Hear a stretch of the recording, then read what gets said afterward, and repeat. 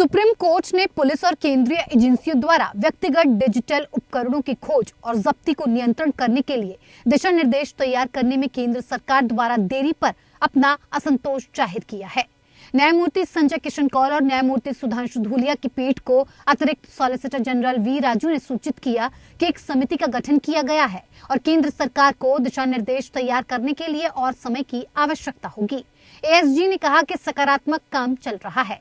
न्यायमूर्ति कौल ने हालांकि इस तरह के दिशा निर्देशों की मांग करते हुए शीर्ष अदालत के समक्ष याचिका दायर करने के बाद से सरकार द्वारा 2 साल की देरी पर सवाल उठाया। जस्टिस कौल ने कहा, हमने नोटिस कब जारी किया, कुछ समय सीमा का पालन करना होगा। 2 साल बीत गए मिस्टर राजू। शीर्ष अदालत कानून प्रवर्तन और जांच एजेंसियों द्वारा डिजिटल उपकरणों की खोज और जब्ती के लिए आवश्यक तंत्र के संबंध में 2 पीआईएल याचिकाओं पर सुनवाई कर रही थी। एक याचिका फाउंडेशन फॉर मीडिया प्रोफेशनल्स ने दायर की थी, जिसमें इस संबंध में दिशा निर्देश जारी करने की मांग की गई थी।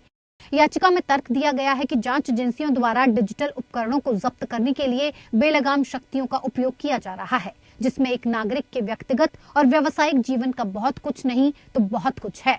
याचिका में कहा गया है कि हाल के दिनों में जिन लोगों के पास से इस तरह के उपकरण जब्त किए गए हैं वो अकादमिक क्षेत्र से हैं या प्रतिष्ठित लेखक हैं।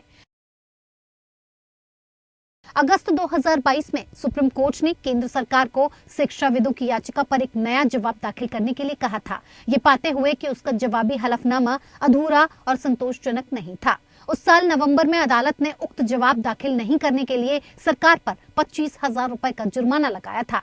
जब मामला बुधवार को सुनवाई के लिए आया तो याचिकाकर्ताओं का प्रतिनिधित्व करने वाली वरिष्ठ अधिवक्ता नित्या रामकृष्णन ने दिशा निर्देशों की तत्काल आवश्यकता पर जोर दिया, ये सुझाव देते हुए कि पूरी सामग्री को जब्त करने की बजाय उपकरणों पर आवश्यक डेटा की प्रतियां ली जा सकती हैं।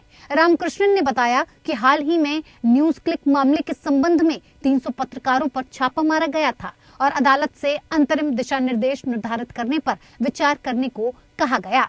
अदालत ने स्थिति की गंभीरता को स्वीकार किया। दिशा निर्देशों के निर्माण के बारे में सरकार के आश्वासन के बारे में संदेह व्यक्त किया। Bureau report, APN.